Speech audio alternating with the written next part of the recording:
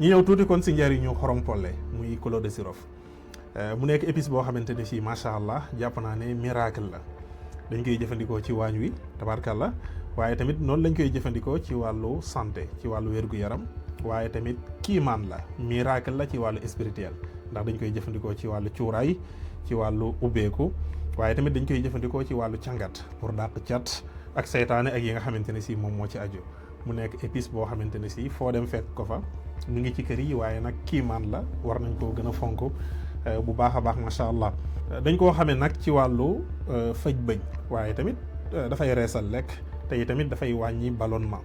dafa nekk garab goo xamante ne si dafa riche ci wàllu antioxydant loolu moo tax képp koo xamante ne si yaa ngi koy jëfandikoo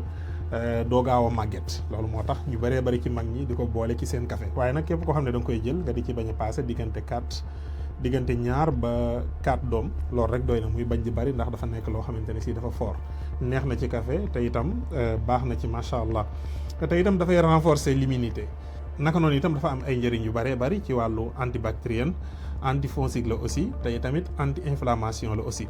loolu moo tax mu nekk garab boo xamante ne si dafa baax ci jàngoroy prostate dañuy wax ne képp ku koy faral di jëfandikoo lu bëree bëri suñu borom mën na la ci dimbali te itam da koy faj loolu moo tax suñu thé bi di Sifa prostate moom dañu ko liggéeyee à base de xorom polle muy clou de girofle ak yeneeni garab kon mu nekk épice boo xamante ne si macha allah lu baax a baax la ñu bëri war di koy jëfandikoo bu baax a baax surtout mag ñi aussi garab la boo xamante ne si itam dafay raxas kanamu jigéen nettoyage vaginal la aussi tey tamit dafay yombal fertilité ci góor ak jigéen loolu moo tax mu bokk ci nga xamante ne si am na solo bu boobaa ki nga xamante ne si daf ko bëgg a jëfandikoo ci loolu dafay wut benn kilo ci garabu 4 côté waxoon naa ci dinaa ci ñëwaat incha allah bu ko defee mu wut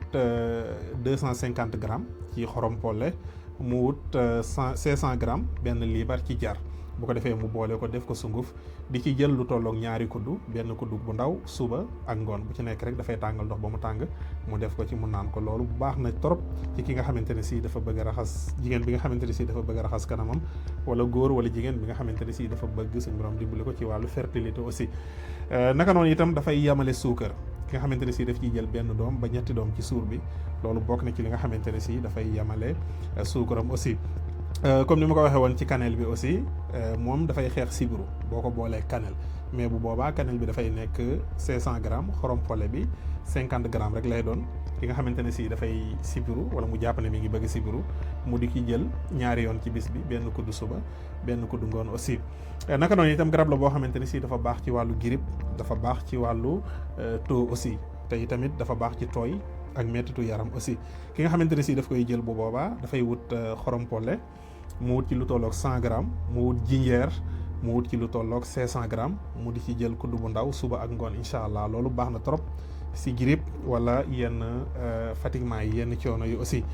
ki nga xamante ne si it dafay amee gémmiñ kuy xeeñ aussi moom baax na ci trop bu fekkente ne si da nga jël sungufu xorom polle nga boole kook tuuti vinaigre ak ndoxum limon mais da nga koy jël ñaari yoon da ngay jël lu tolloog benn kaasu wit nga jël xaaju kudd xorom polle nga def ko ci nga def tuuti vinaigre tuuti jinjeer nga naan ko boo paree nga defaat ko nga log ko boo ko logee ab diir nga doog koo yàbbi doog a raxas sa gémmiñ incha allah loolu baax na trop ci ki nga xamante ne si dafay faral di amee xeetu gémmiñ te itam ki nga xamante ne si itam daf ci bëgg a yokk kàttan ci wàllu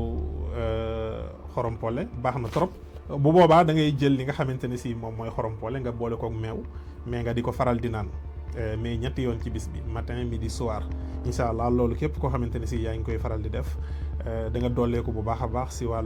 si wàllu kattan kon mu nekk garab boo xamante ne si macha allah am na solo trop ci partie 2 bi incha allah dinaa ñëw ci li nga xamante ne si noonu lañ koy jëfandikoo ci wàllu càngat ak ci wàllu cuuraay ay astuces yoo xamante ne si ci wàllu xorom polle dina leen amal solo dina tax ngeen gën koo fonk bu baax a baax maa ngi leen di jaajëfal waaleykum salaam wa rahmatullahi wa barakaatu.